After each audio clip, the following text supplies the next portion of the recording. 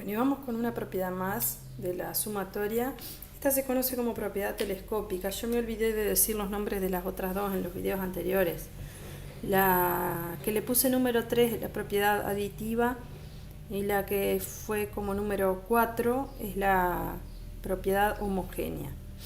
Esta es la telescópica. Vamos a ver un ejemplo. Yo puse la suma desde i igual 6 hasta i igual 9. En particular, en esta propiedad lo que tiene que pasar es que el término general sea de esta forma. Sea f de i más 1 menos f de i. Vamos a desarrollarlo a ver qué es eso. Es f de i, para el valor i igual 6 me queda 6 más 1, 7. O sea, es f de 7 menos f de i que es 6. Todo esto es el primer término de la suma. Más. Ahora para i igual 7 me queda f de 7 más 1, o sea, f de 8 menos f de 7. Ahora para i igual 8, para el valor i igual 8 me queda f de 8 más 1, f de 9 menos f de 8.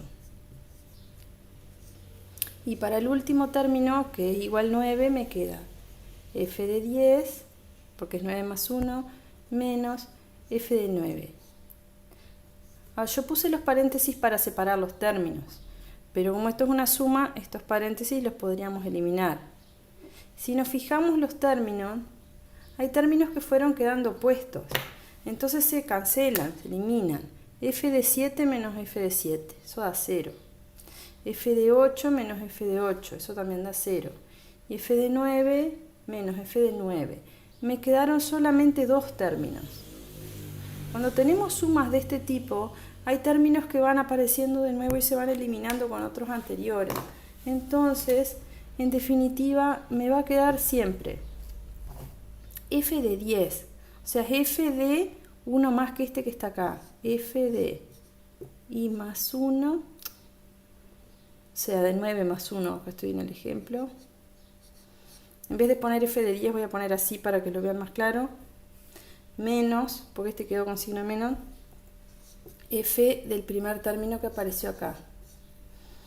Entonces, cuando tenemos una suma desde i igual a hasta i igual b, donde el término general tiene esta forma, eso queda, en definitiva van a quedar siempre dos términos. Va a quedar f de 1 más que este que apareció acá, b más 1, menos f de a, f del primero. Esta es la propiedad que vemos con el número 5 y se conoce como telescópica.